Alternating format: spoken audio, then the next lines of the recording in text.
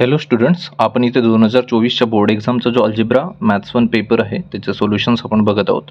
Actually मी याचा जो पहिला पार्ट आहे, पार्ट 1 इज ऑलरेडी अपलोडेड. तिथे मी 20 मार्काचे क्वेश्चन्स कव्हर अप केले होते, क्वेश्चन नंबर 2B पर्यंत. Now we will going to further proceed for the question 3A to last question. तर इथे आपण पुढचे जे 20 मार्कांचे क्वेश्चन्स आहेत ते सगळे डिटेलमध्ये त्यांचे सोल्युशन आपण बघणार आहोत आणि जाणून घेणार आहोत की त्यांचे आन्सर्स कसे होते. So it will be helpful for those students who have given the exam, so they can get the idea how they have solved, and this will also helpful for the students who are appearing in the 10th class this year. So त्यांना एक idea मिळेल. तर आता आपण सोल्युशनला सुरुवात करूया. तर इथे आपल्याला जो क्वेश्चन दिलेला आहे हा आपला स्टॅटिस्टिक्सचा क्वेश्चन आहे. त्यामध्ये दिलेला आहे the frequency distribution table shows the classification of the number of vehicles and the volume of petrol filled in them. एक डेटा दिलेला आहे जिथे नंबर ऑफ व्हेकल्स आहेत आणि त्यांच्यामध्ये जो पेट्रोल फिलअप केले गेले त्यांचे रेंजेस दिलेले आहेत आपल्याला. तर टेबल आपल्याला एक दिलेले आहे. त्या टेबलमध्ये बघा, what ever the classes they are given they are the continuous classes. हे सगळे क्लासेस कंटिन्युअस आहेत म्हणून तुम्हाला काहीच करायचं नाही आहे. देन इथे आहेत नंबर ऑफ व्हेकल्स. आता हा क्वेश्चन आहे मोडचा, find the mode. So basically जेव्हा पण मोडचा क्वेश्चन येतो तर सगळ्यात आधी तुम्हाला लक्षात ठेवावं लागतं की ज्या रोमध्ये किंवा ज्याची फ्रिक्वेन्सी सगळ्यात जास्त आहे तो आपला मॉडेल क्लास असेल. काय असेल? मॉडेल क्लास असेल. So from this column we will going to identify the frequency which is more. So इथे बघा 40 ही फ्रिक्वेन्सी जी सगळ्यात जास्त आहे. सो त्याच्याशी रिलेटेड जो क्लास असेल तो माझा काय असेल? मॉडेल क्लास असेल 3.5 to 6.5. तर मी काहीच करणार नाही, मला हा ॲक्टिव्हिटी बेस्ड क्वेश्चन सॉल्व करायचा आहे. So I will just go for the tables which are given there. So मी इथे घेतलेलं आहे तेच हाच पोर्शन जो आहे लेफ्ट साईडला, हा पोर्शन मी इकडे घेतलेला आहे. So we can C.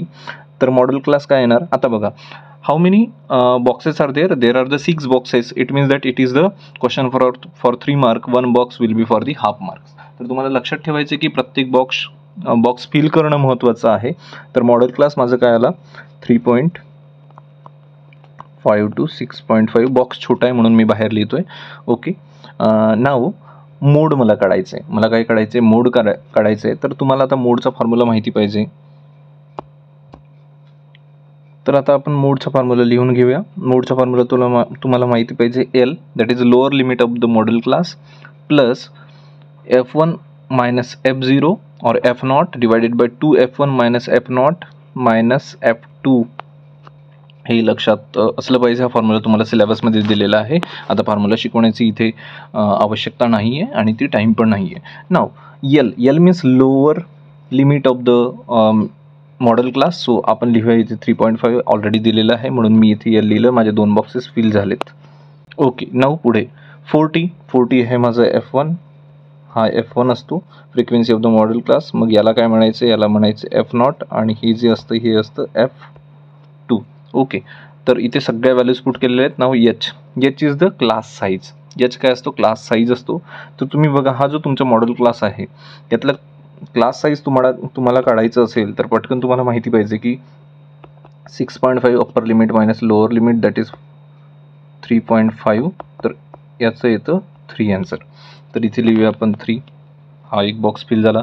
नाव बघा, याला सिम्प्लिफाय केलेलं आहे. तुम्हाला ते पण सिम्प्लिफाय करण्याची काही गरज नाही आहे आणि आपल्याला फायनली मोड लिहायचं आहे. तर आधी आपण याला सॉल्व करून घेऊया. तर इथे एक 3.5 प्लस इथे तुम्हाला सॉल्व करण्याची गरज नाही, पण मी तुम्हाला शिकवतोय, सांगतोय म्हणून सॉल्व करणं मला महत्त्वाचं आहे. Divided 20 multiplied by 3.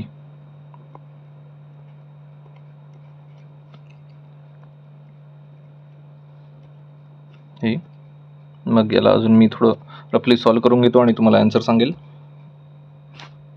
तर हे आन्सर येते 3.5 plus 1.05. So I will add them. तर याचा आन्सर होणार 4.55 लिटर. तर माझ्या ह्या बॉक्समध्ये पण आन्सर मी लिहिणार 4.55 लिटर. हे झालं माझं final mode as a answer. अशा प्रकारे आपण 6 बॉक्सेस फिल केले तर आपल्याला 3 मार्क मिळणार. आय होप दॅट तुम्हाला हे स्टेप्स समजल्या असतील. आता आपण नेक्स्ट क्वेश्चन बघूया. The total value of a remote control toy car. एका टॉयची टोटल व्हॅल्यू तुम्हाला दिलेली 2360 आहे. तर टोटल व्हॅल्यू म्हटलं की विथ GST, म्हणजे ह्या व्हॅल्यूमध्ये GST पण इन्क्लूड आहे. ओके, म्हणजे त्याची काही मार्क प्राईज असेलच आणि सोबतच GST. The rate of GST is 18%. Rate of GST किती होतं याच्यावर? 18% होतं. Complete the following activity to find the taxable value. म्हणजे एक अननोन व्हॅल्यू आपण एक्स कन्सिडर करूया जी केलेली आहे. तर टॅक्सेबल व्हॅल्यू म्हणजे अशी व्हॅल्यू असते जिच्यावर काय होतं, टॅक्स लागतो. सो जी मार्क प्राईज असते किंवा जी ॲक्च्युअल प्राईज असते ती झाली इथे एक्स. म्हणून आता एक्सवर GST किती आहे? 18%. So it is written like this, GST equal to 18 divided by 100 equal to x. Okay, आता आपल्याला एक्स माहिती नाही म्हणून ही व्हॅल्यू अशीच ठेवूया. आता पुढे जाऊया. तर बघा आता total value of a toy car.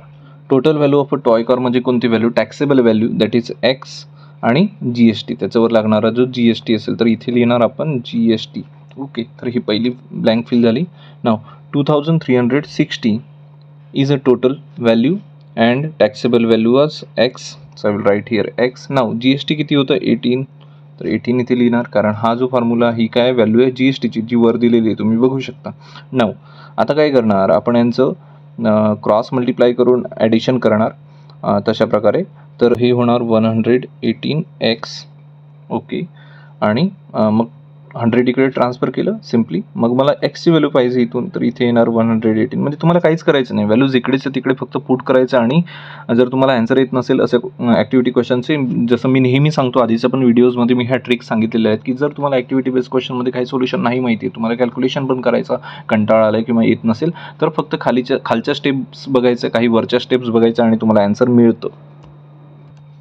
आता शेवटची जी ब्लँक आहे ती आहे एक्सची व्हॅल्यू, कंप्लीट एक्सची व्हॅल्यू. तर तुम्हाला इथे आता कॅल्क्युलेशन करावं लागेल. तर सिम्पली सांगतो बघा, 1118 मल्टिप्लाइड बाय 2 जर तुम्ही केलं तर 2 8 जा 16, 1 रिमेनिंग 3 आणि हे तर 2.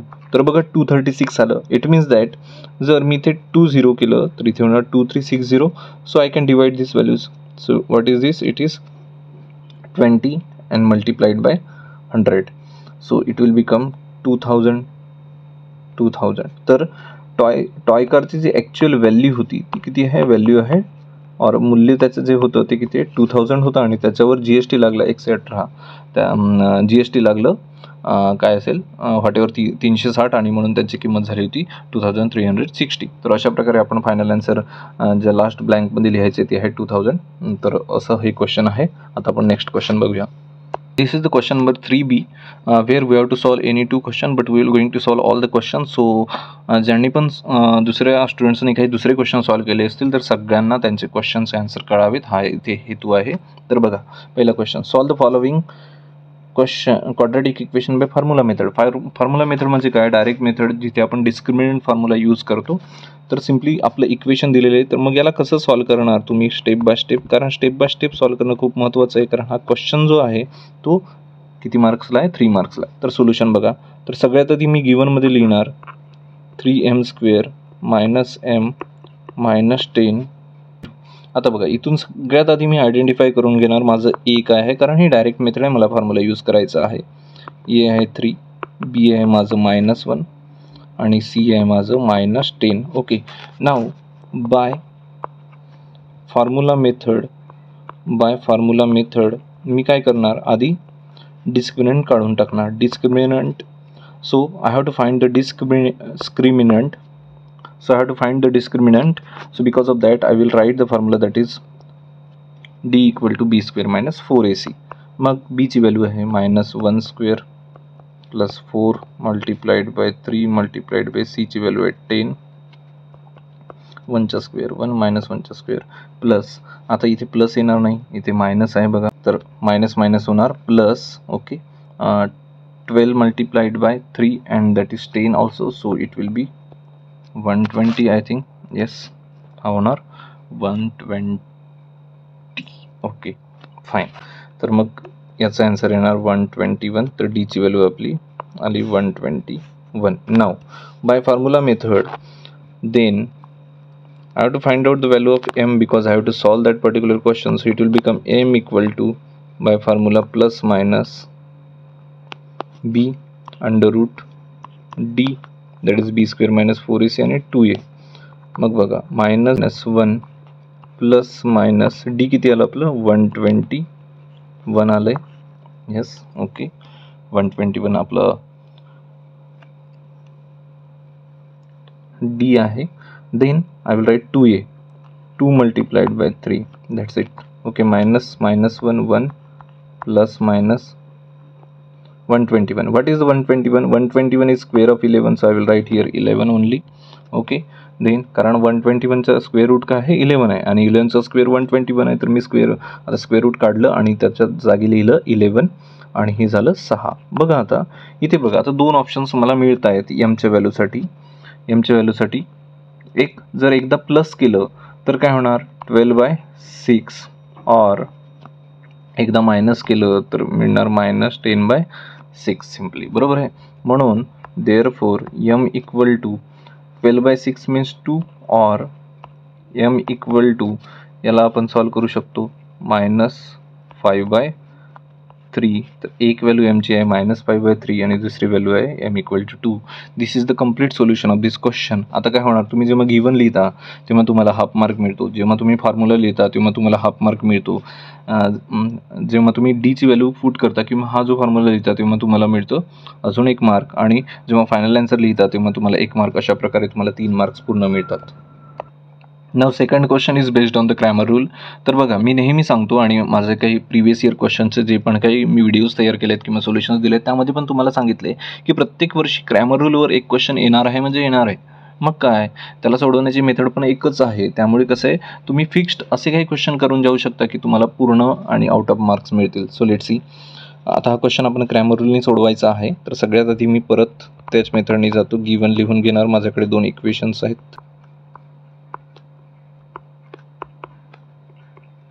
10 4x plus 3y equal to 5.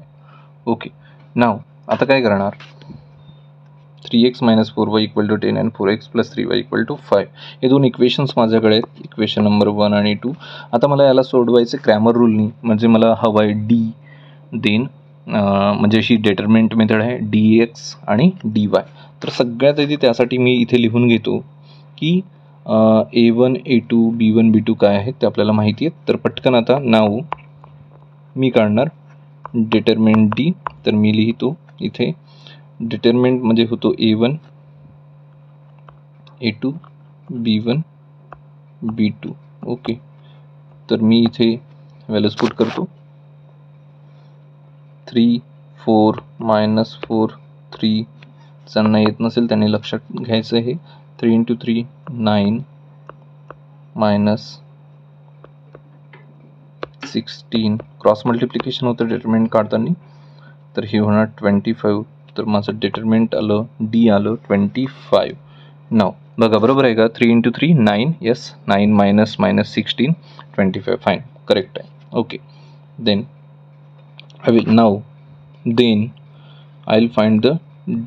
will find the dx. So basically जेव्हा आपण dx काढतो तेव्हा a1 a2 आपण लिहित नाही. a1 a2 च्या जागी आपण लिहितो c1 c2 आणि b1 b2. ओके, मग व्हॅल्यू पुट करायच्या. c1 ची व्हॅल्यू आहे 10, c2 ची व्हॅल्यू आहे 5 आणि b1 -4 आणि हे 3.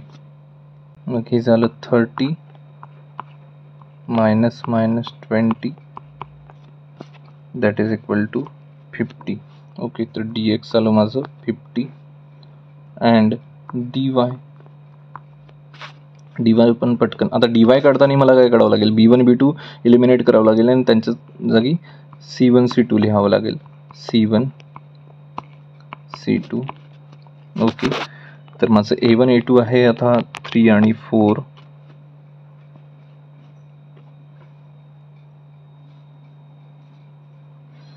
आणि c1 c2 आहे माझं 10 आणि 5. ओके, तर मग आता हे होणार 15 -10 मल्टिप्लाइड बाय 4 दॅट इज 40. मग 15 - 40 म्हणजे किती होतं, -25 होतं. किती होतं, -25. So dy is -25. So dx is 50, dy is -25. नाव इथेच लिहितो मी पटकन. सो मला काढायचं आहे x. तर x कसं असतो dx अपॉन d. dx किती आहे माझं 50 आणि डी किती आहे माझा 25, तर लिहिणार 2. एक्स किती आलं 2. आता मला काढायचं आहे वाय, तर मी लिहिणार dy अपॉन डी. मग dy ची व्हॅल्यू किती आहे, dy आहे माझा 25 आणि डी आहे 25. सो y येणार -1. y किती येणार, so x equal to 2, y equal to -1. These are the answers, these are the answer of this question. तर आन्सर काय येणार, x equal to 2, y equal to -1. Put करून बघा, तुम्हाला आन्सर बरोबर मिळतील. So this is the correct answer of this question by Cramer rule method. So we were given the 3 questions in the question 3b, out of which we have to solve the 2 question. आपण 2 question आधीच बघितलेत. आता तिसरा question आहे again financial प्लॅनिंगवर. तर तुम्ही बघा इथे काय दिलेलं आहे, 50 शेअर्स ऑफ फेस व्हॅल्यू 10. तर पटकन गिवन लिहितो मी. नंबर ऑफ शेअर्स जे माझ्याकडे आहेत ते किती आहेत 50. ओके, आणि फेस व्हॅल्यू ज्याला आपण मार्केट व्हॅल्यू पण म्हणतो ती आहे 10 rupees. Were purchased for a market value of face value, आणि मग मार्केट व्हॅल्यू आहे 25 रुपीज. तुम्ही बघा फेस व्हॅल्यू 10 आहे, मार्केट व्हॅल्यू 25, म्हणजे हे प्रीमियममध्ये घेतलेले आहेत. हे कशात घेतलेले आहेत, प्रीमियममध्ये घेतलेले आहेत, म्हणजे 15 रुपये जास्त प्राईस आहे. नाव कंपनी डिक्लेअर्ड 30% डिव्हिडंड. मग मी पर्सेंटेज डिव्हिडंड लिहितो, तो किती आहे 30% आहे. आता पर्सेंटेज डिव्हिडंड हा नेहमी फेस व्हॅल्यूवर लागतो, म्हणून तुम्हाला माहिती पाहिजे की डिव्हिडंड काढताना तो फेस व्हॅल्यूनेच कॅल्क्युलेट करावा. Then find the sum invested. खूप सोपं आहे. पहिला सम इन्व्हेस्टेड हे सोल्युशन आहे, व्हिडिओ सोल्युशन म्हणून पटपट तुम्हाला सांगतोय, म्हणजे तुमचा पण वेळ कन्झ्युम होऊ नये, तुम्हाला पण बोर वाटू नये. तर नंबर ऑफ शेअर्स मायनस तुम्ही जे व्हॅल्यूवर घेता ती मार्केट व्हॅल्यू लिहायची असते. तर हे झालं n multiplied by MV. n आहे माझ्याकडे 50, MV माझ्याकडे आहे 25. तर basically 25 5 125. So total investment is 1250 rupees. Yes, हे झालं रुपीज RS. सो इतकी इन्व्हेस्टमेंट झाली. आता हे फॉर्म्युलेज मी काही बाहेरून आणलेले नाही, ते आपल्या सिलेबसमध्ये आहेत, तुम्ही चेक करू शकता, आणि तुम्ही अभ्यास केला असेल तर हे फॉर्म्युले तुम्हाला माहिती असतील. सेकंड सब क्वेश्चन आता बघा. सेकंड सब क्वेश्चन काय म्हणतो, डिव्हिडंड रिसिव्ड. सम इन्व्हेस्टेड आपलं dividend received. So dividend received काढायचं असेल तर मला काय करावं लागेल, परत डिव्हिडंड पर शेअर. आधी मी पर शेअर म्हणजे एका शेअरवरचा डिव्हिडंड काढतो, एका शेअरवरचं काय काढतो, डिव्हिडंड काढतो. मग त्याला कसं करावं लागतं, जो पर्सेंटेज डिव्हिडंड आहे divided by 100 multiplied by face value. Dividend हा कधीही कंपनी फेस व्हॅल्यूवर देत असते, कारण ती स्वतःचा लॉस होऊ देत नाही. सो पर्सेंटेज डिव्हिडंड आहे 30. हे एका शेअरसाठी काढतोय मी, 30 डिवायडेड बाय 100, कारण ते पर्सेंटमध्ये आहे. 30 डिवायडेड बाय 100. फेस व्हॅल्यू आहे इथे 10. 10ला इथे असं कट करा, किती उरलं 30 डिवायडेड बाय 10, दॅट इज 3 रुपये. तर एका शेअरवर तुम्हाला किती रुपये देत आहे company, 3 rupees. So therefore dividend, total dividend received is 3 rupees per share multiplied by total number of share 50. So total dividend is 150 rupees.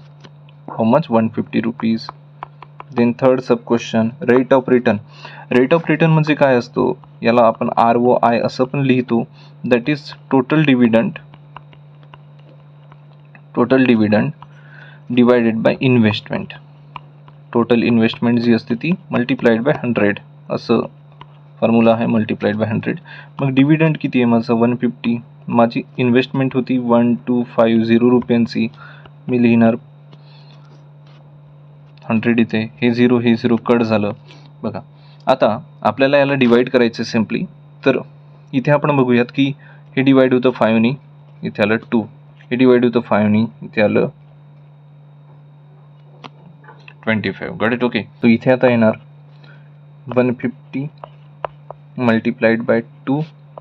Yes, and then it was 25 simply. तर हे येणार 300 divided by 25, that is equal to 1 and 2. So rate of return is 12%. How much it is? 12%.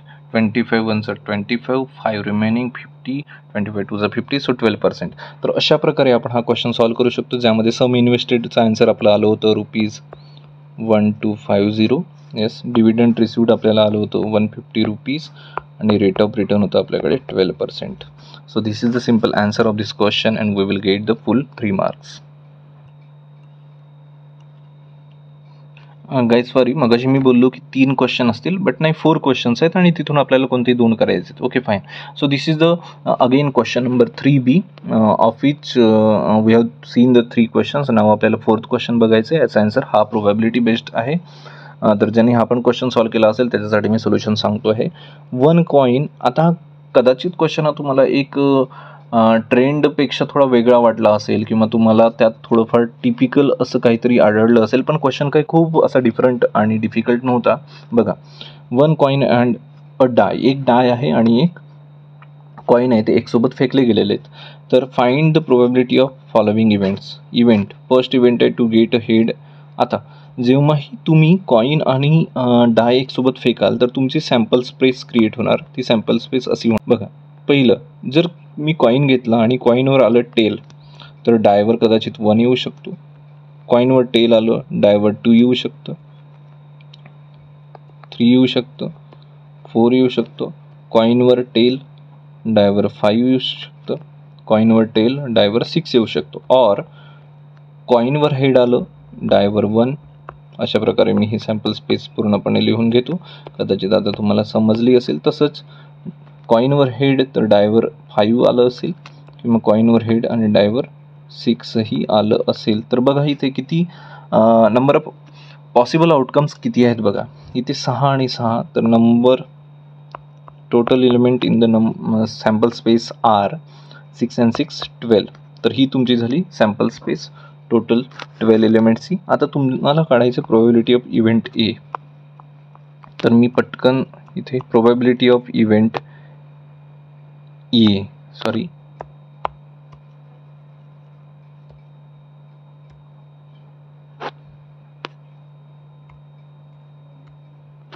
तर लिहिणार मी PA equal to number of element favourable for event A and number of NS. आता बघा, what is NA? NA means number of element for favourable outcome. What is the favourable outcome for event A? Get a head and a prime number. आता बघा, head आणि prime number बघा, आता हे येऊ शकत नाही कारण 1 प्राईम नंबर नाही आहे, लक्षात ठेवा. हे येणार, हे येणार आणि हे. ओके, सो 3 एलिमेंट्स आहेत, H2, H3 आणि H4, जिथे हेड आणि प्राईम नंबर आहे. तर मी लिहिणार इथे 3. टोटल सॅम्पल स्पेस आहे माझी 12, तर ही होणार 1/4. तर माझी probability of event A will be 1/4, that is 25%, or you can say 0.25. Second, आता सेकंडची प्रोबॅबिलिटी इव्हेंट असेल बी. आता बघूया इव्हेंट काय. To get tail and an odd number. सगळ्यात आधी मी लिहितो NB/NS. आता बघा, again we will check the sample space for getting a tail and odd number. टेलसोबत ऑड नंबर पाहिजे, T1, T3 आणि T5. तर बघा परत इथे 3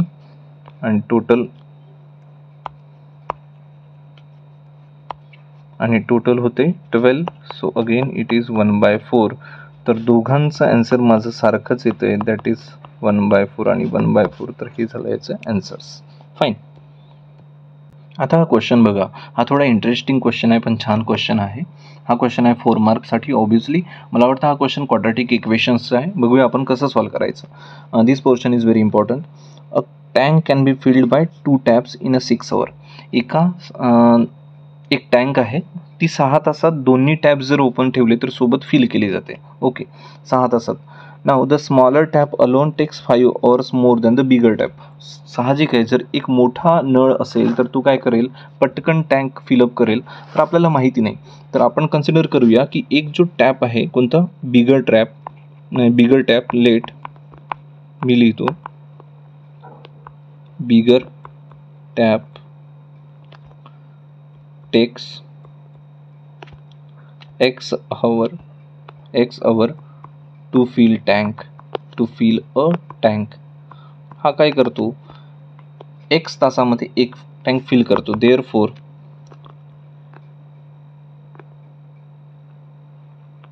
कॅपॅसिटी ऑफ बिगर टॅप, ह्या बिगर टॅपची कॅपॅसिटी इन 1 आवर, एका तासात फिल करण्याची कॅपॅसिटी किती असेल एका तासात, तर ते मी लिहून घेतो. ही कशी असणार 1/x part of a tank. का असं बघा, साहजिक आहे. जर मी म्हणतो की x तासामध्ये एक टँक, x तासात एक टँक, तर एका तासात 1/x tank. Yes, yes or no. So हे झालं 1/x टँक, म्हणजे ती त्याची कॅपॅसिटी आहे. बरोबर आहे. मग दुसरीकडे आता स्मॉलर टॅप आहे. स्मॉलर टॅप 5 तास जास्त घेतो मोठ्यापेक्षा. Can fill in 1 tank in x+5 hours. Why? कारण मोठे टँक जर x तास घेते, तर हे किती, हा छोटा नळ जो आहे तो किती तास घेणार, x+5 टँक्स घेणार, x+5 hours घेणार. देअरफोर मी लिहिणार आता याची capacity of smaller tank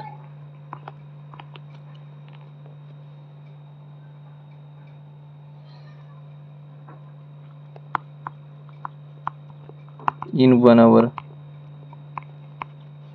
will be 1/x+5 tank एका तासात. बरं का?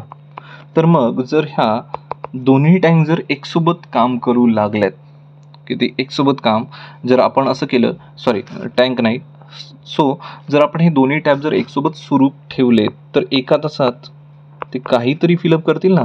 तर मग हे किती होणार, याची कॅपॅसिटी आहे एका तासाची 1/x, याची दुसऱ्याची कॅपॅसिटी आहे 1/x+5, आणि हे एका तासासाठी आहे. हे किती तासांसाठी, एका तासासाठी आहे.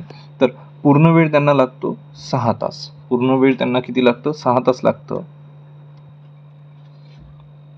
तर दोघेही मिळून जर 6 तासात एक टँक फिलअप करत असतील, तर एका तासात ते नक्कीच 1/6 टँक फिल करतील. हे वर दिलेलं आहे बरं का, मी काही स्वतःहून लिहिलेलं नाही आहे, तुम्ही चेक करा.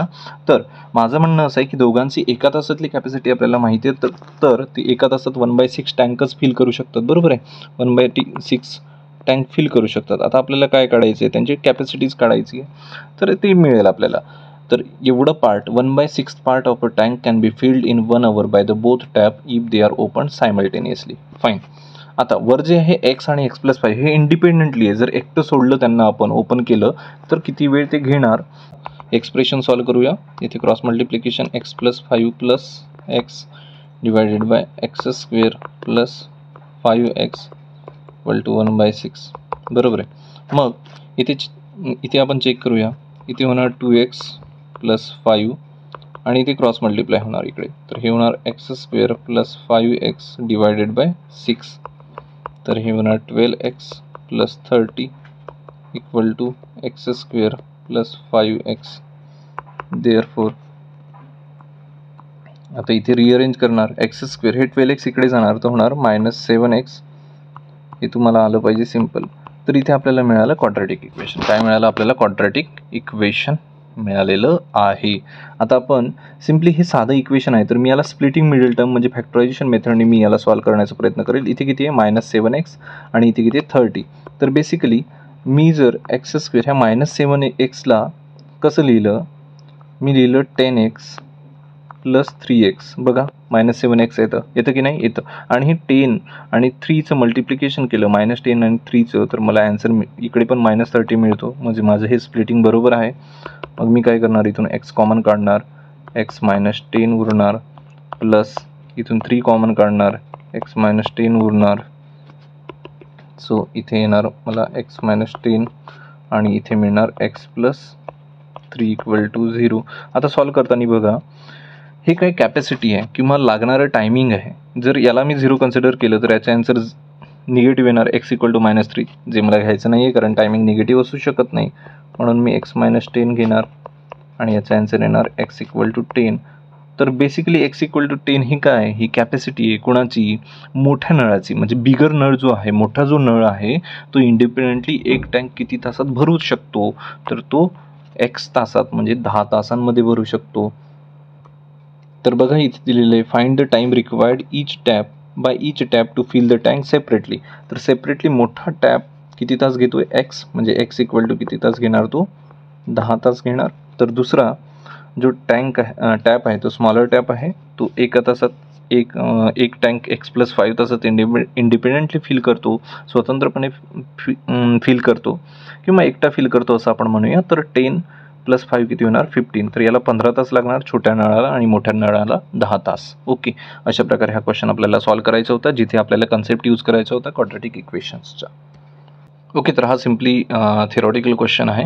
हा इथे तुम्हाला सॉल्व्ह करूनही सांगता येणार नाही कारण ग्राफ पेपर नाही आहे, बट सिम्पली इथे मी तुम्हाला हिंट्स आणि स्टेप्स सांगतो की हा जो क्वेश्चन आहे हा फ्रिक्वेन्सी पॉलिगॉनचा आहे, बट यामध्ये तुम्हाला विदाऊट हिस्टोग्राम ड्रॉ करायचे. मग कसं होतं, सहसा हिस्टोग्रामवरून ड्रॉ करताना आपण काय करतो, जे आपले बार्स किंवा वर्टिकल कॉलम्स असतात त्यांचा जो मिडल पॉईंट असतो ती मिडल व्हॅल्यू आपण जॉईन करत असतो, ज्याला आपण क्लास मार्क्स असंही म्हणतो. इथे आपल्याला काय करायचं आता आपल्याला ही जी फ्रिक्वेन्सी जी आहे त्या फ्रिक्वेन्सीशी रिलेटेड आपल्याला क्लास मार्क्स प्लॉट करायचे आहेत. मग क्लास मार्क्स कसं मिळणार, तर आपल्याला बेसिकली माहिती आहे lower limit plus upper limit यांना जर आपण ॲड केलं आणि ॲव्हरेज काढला तर याचं जसं 30 येणार, याचं 50 येणार, याचं 70 येणार, याचं 90 येणार. ह्या पॉईंट्सला आपल्याला जॉईन करायचे with respect to their frequencies means number of students, आणि आपल्याला मग ती जी डॉट्स आहेत ते जॉईन करून घ्यायचे आहेत आणि आपल्याला फक्त लाईन्स जॉईन करायचे आहेत. त्या डॉट्सना लाईन्ससोबत जॉईन करायचं आणि आपल्याला एक जो पॉलिगॉन मिळणार तो आपलं फायनल आन्सर असेल. त्यामध्ये आपल्याला हिस्टोग्राम ड्रॉ करायचं नाही, हे आपल्याला लक्षात ठेवायचं आहे. आता आपण नेक्स्ट क्वेश्चनकडे जाऊया. हा एक सिम्पलचा आणि सोपा प्रश्न आहे. खरं तर हा क्वेश्चन वाचतानाच तुम्हाला कळायला पाहिजे की हा क्वेश्चन कोणत्या चॅप्टरचा आहे. बेसिकली हा APC रिलेटेड आहे. महिला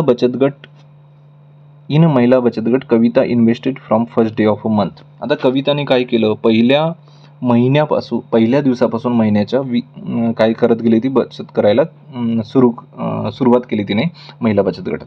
so because of that what will happen here, इथे एक AP तयार होतं. कसं ते बघा, पहिल्या दिवशी ती 20 रुपये, दुसऱ्या दिवशी ती 40 रुपये, तिसऱ्या दिवशी ती 60 रुपये अशी देत जाते. कधीपर्यंत, शेवटच्या दिवसापर्यंत. आता खरं तर असं आहे की त्यात ती बचत करत जाते अशा प्रकारे 20, 40, 60 आणि सो ऑन ती करत गेली. कधीपर्यंत, if she saves like this then what would be her total saving. आपल्याला काय काढायचे, सम काढायचे. काय काढायचे, टोटल सेव्हिंग काढायचे, SN हे आपल्याला इथे काढायचे. लक्षात ठेवा in the month of February 2020.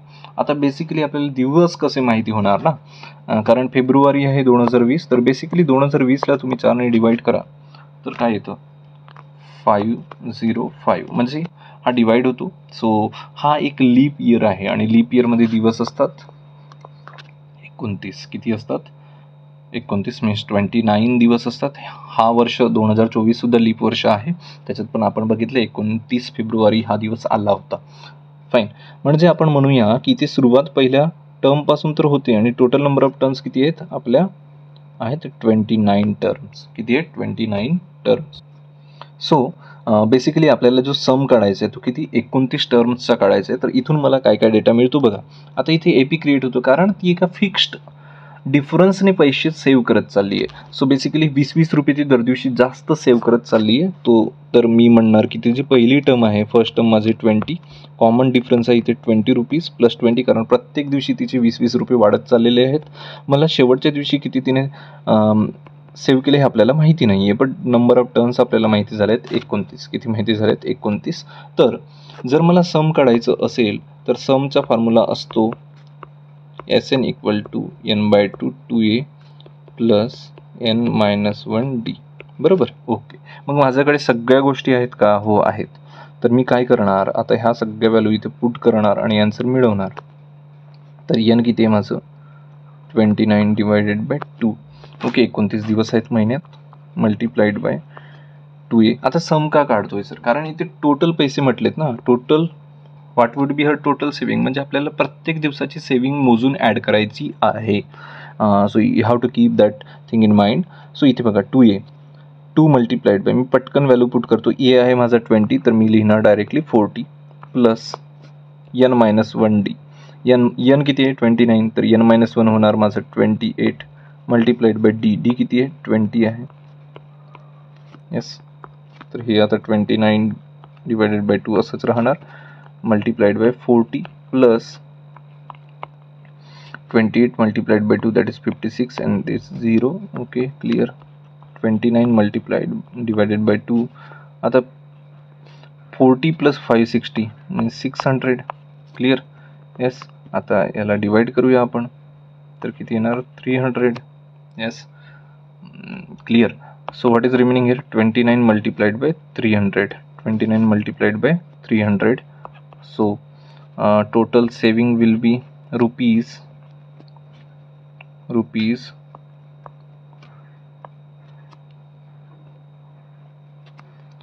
3 9s are 27, 2 remaining. okay, 8700. so what is the correct answer? Total saving of the 29 days in a February month is 8700 by the Kavita. so this should be our answer, that is 8700. okay, तर असं question तुम्हाला solve करायचे simply properly by using the concept of AP.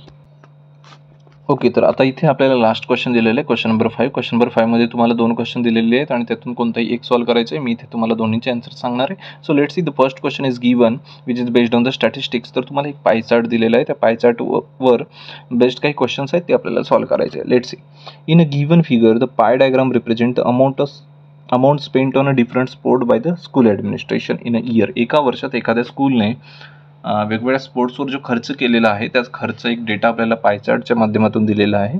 Now if the money spent on a football is 9000 rupees. फुटबॉलवर त्यांनी जो खर्च केलेला मनी आहे तो किती आहे 9000 आहे.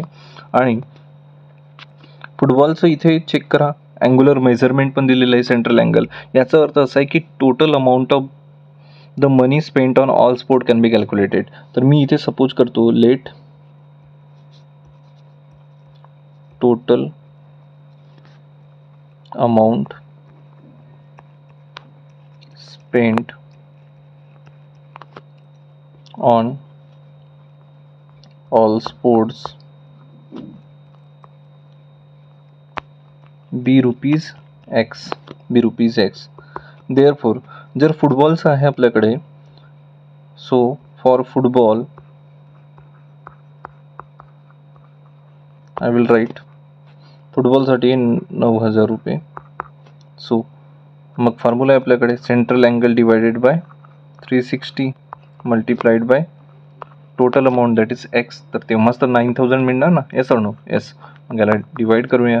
9 5 45 दॅट वी नो, अँड 9 4 36, तो 5/40 मल्टिप्लाइड बाय एक्स डिवायडेड, असं आन्सर येणार. मग एक्सचं व्हॅल्यू मला काढायचं आहे. मग एक्स मी आधी काढून ठेवतो, कारण का तर एक्स आपल्याला नंतर काढावंच लागणार आहे. सो बेसिकली म्हणून मी आत्ताच त्याला कॅल्क्युलेट करून ठेवतो. 5. Okay, so this will become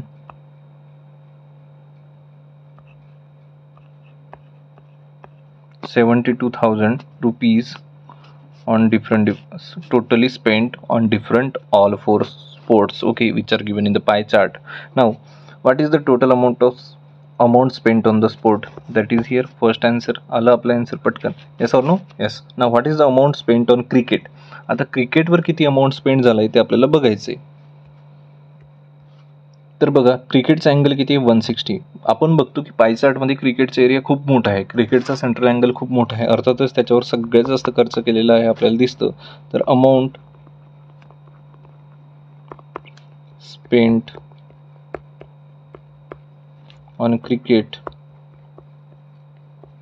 will be again it's central angle. Okay, it's angle is, me formula लिहित नाही, डायरेक्टली लिहितो, और फॉर्म्युला तुम्हाला पाहिजे असेल तर मी लिहून देतो. theta upon 360 multiplied by total amount that is x. so theta किती येते 160, 360 multiplied by x ची व्हॅल्यू आपल्याला कळलेली आहे 72,000. 0 0 cancelled. okay, again we can see 36 1 36, 36 2 72, and 2 zeros were remaining, so that's it. 6 into 2 32 and 3 zeros, so 32,000 is the total amount spent on the cricket, how much rupees? 32,000 rupees. Okay, so these are the two answers which were asked below this question, and we can get the full 3 marks here. Fine. Now we will see the solution of the very last question of this question paper of the algebra of the class 10th 2024 board exam. Now you can see here, draw a graph of equation x plus y equal to 4 and answer the following. आता आपल्याला काय करायचे, graph काढायचे कशाचा, x plus y equal to 4 चा, x plus y equal to 4 चा. आता what is this? It is a linear equation in two variable. तर ग्राफ काढायचं म्हणजे काय, एक स्ट्रेट लाईन ग्राफ येणार त्याचं, कारण हा linear equation in two variable आहे. तर ग्राफ काढताना आपण 9th मध्ये पण शिकलो आहोत, आणि तुम्हाला जर 10th मध्ये शिकवलं असेल तुमच्या टीचरनी तर कोऑर्डिनेट जॉमेट्री किंवा basically linear equation in two व्हेरिएबलमध्ये, तर त्यामध्ये ग्राफ काढताना आपण सपोज करतो काही व्हॅल्यूज. तर आपण असं एक टेबल बनवतो. बेसिकली एखादी लाईन किंवा ग्राफ काढण्यासाठी तुमच्याकडे मिनिमम 3 किंवा 4 कोऑर्डिनेट्स पाहिजेत. सो मी ते बघा सांगतो. एक वेळेस मी जर एक्सची व्हॅल्यू घेतली 0, ओके, तर वायची व्हॅल्यू काय होणार, 4 होणार. एकदा मी वाय इक्वल टू 0 घेतो तर एक्स इक्वल टू किती होणार, 4 होणार. बेसिकली एवढं कळलं मला. ओके, नेक्स्ट मी एक्स इक्वल टू 1 घेतलं तर सिम्पली वाय इक्वल टू किती येणार, 3 येणार, सिम्पल. आणि दुसरीकडे मी एक्स इक्वल टू 2 घेतलं तर वाय इक्वल टू येणार 2. असे 4 कोऑर्डिनेट्स मला मिळालेत. आता मी काय करणार, हे जे 4 कोऑर्डिनेट्स आहेत यांना एक्स वाय ग्राफवर प्लॉट करणार. काय करणार, एक्स वाय ग्राफवर प्लॉट करण्याचा प्रयत्न करणार बेसिकली. तर हा माझा एक्स ॲक्सिस आहे, मी इथे देतो. आता बघा, maximum value of the x is 4, 1 2 3 4 आणि 5 लिहून देतो मी, 1 2 3 4 आणि 5. आता तुम्ही पेन्सिल आणि ग्राफ पेपरच यूज कराल तर प्रॉपरली तुम्हाला ड्रॉ करता येईल. इथे पण आता सगळ्या व्हॅल्यू पॉझिटिव्ह आहेत म्हणून मी इथे ओरिजिन 1 2 3 4 5 असं लिहून देतो. Okay, now 0 4. What is the first coordinate, 0 4. एक्सची व्हॅल्यू आहे 0 आणि वायची व्हॅल्यू आहे 4. तर हा माझा पहिला कोऑर्डिनेट ए असं लिहितो मी. सेकंडली 4 0, 4 0 म्हणजे हा coordinates that is B. Okay, then 1 3, 1 x and 3 means this is the point. Here I will say C. Okay, then 2 2, 2 2 म्हणजे जवळपास इथे. ओके, तर अशा प्रकारे ह्या सगळ्या पॉईंट्सला मी जॉईन केलं तर एक स्ट्रेट लाईन मला मिळते. ती स्ट्रेट लाईन आहे x plus y equal to 4चा ग्राफ आहे की नाही. मग इथे बघा, स्ट्रेट लाईन मी जॉईन केली सगळे coordinates. Which type of a triangle is form by line with x and y axis based on its sides. ही एक लाईन बघा, ही एक लाईन, हे एक्स ॲक्सिस आणि वाय ॲक्सिस. कोणतं ट्रायंगल आहे, हा राईट अँगल ट्रायंगल आहे. कोणतं आहे, right angle triangle. So we will write here it is a right angled triangle. Yes, that will be my first answer. Now find the area of a triangle. Find the area of a triangle. हे पण काढणं खूप सोपं आहे. Right angle triangle आहे, area of triangle.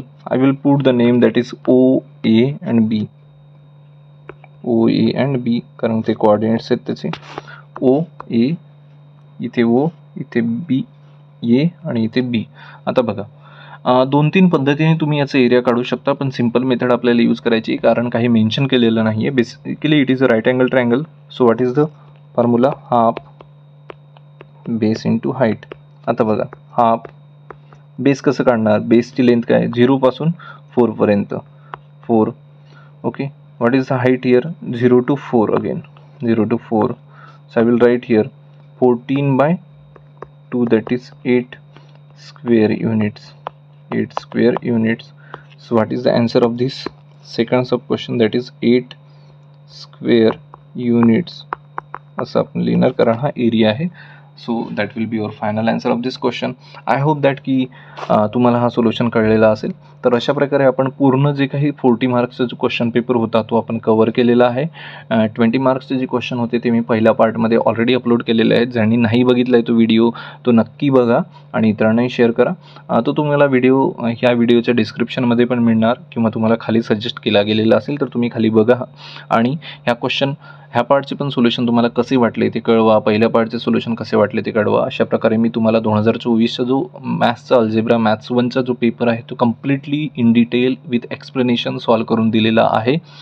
तरी तुम्हाला काही शंका असतील, काही क्वेश्चनमध्ये डाऊट असेल तर मला नक्की परत विचारा. आणि हा व्हिडिओ जर आवडला असेल तर इतरांनाही शेअर करा.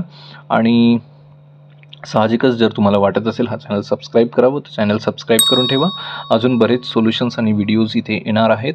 आणि तुम्हाला अजून काही फर्दर एज्युकेशनचा किंवा काही करिअर गायडन्सच्या विषयी विचारायचं असेल, काही शंका असतील तर नक्की शेअर करा. तोपर्यंत थँक्यू सो मच.